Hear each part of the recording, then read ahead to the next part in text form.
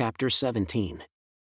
Manasseh was 12 years old when he began to reign, and he reigned 55 years in Jerusalem, but did evil in the sight of the Lord like unto the abominations of the heathen whom the Lord had cast out before the children of Israel.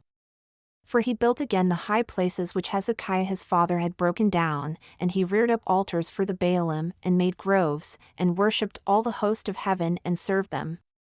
Also, he built altars in the house of the Lord whereof the Lord had said, In Jerusalem shall my name be forever.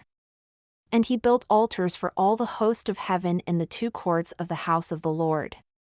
And he caused his children to pass through the fire in the valley of the son of Hinnom.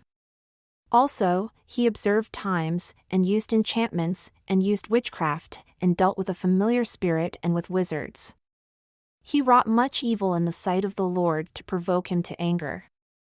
And he set a carved image, the idol which he had made, in the house of God, of which God had said to David and to Solomon his son, In this house and in Jerusalem, which I have chosen before all the tribes of Israel, will I put my name forever. Neither will I any more remove the foot of Israel from out of the land which I have appointed for your fathers, so that they will take heed to do all that I have commanded them, according to the whole law and the statutes and the ordinances by the hand of Moses.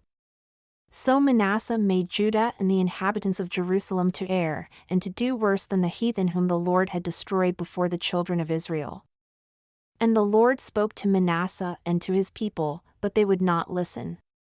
Wherefore, the Lord brought upon them the captains of the host of the king of Assyria, who took Manasseh among the thorns, and bound him with fetters, and carried him to Babylon.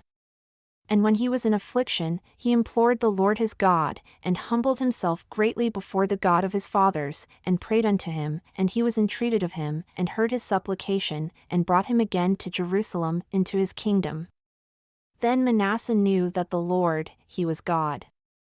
Now after this, he built a wall outside the city of David on the west side of Gihon, in the valley, even to the entrance at the fish gate, and encompassed about Ophel, and raised it up a very great height, and put captains of war in all the fortified cities of Judah. And he took away the strange gods, and the idol out of the house of the Lord, and all the altars that he had built in the mount of the house of the Lord and in Jerusalem, and cast them out of the city. And he repaired the altar of the Lord and sacrificed thereon peace offerings and thank offerings, and commanded Judah to serve the Lord God of Israel. Nevertheless, the people did sacrifice still in the high places, yet unto the Lord their God only. Now the rest of the acts of Manasseh, and his prayer unto his God, and the words of the seers that spoke to him in the name of the Lord God of Israel, behold, they are written in the book of the kings of Israel. His prayer also, and how God was entreated of him, and all his sin and his trespass, and the places wherein he built high places and set up groves and engraved images before he was humbled, behold, they are written among the sayings of the seers. So Manasseh slept with his fathers, and they buried him in his own house. And Amon his son reigned in his stead. Amon was 22 years old when he began to reign, and reigned 2 years in Jerusalem.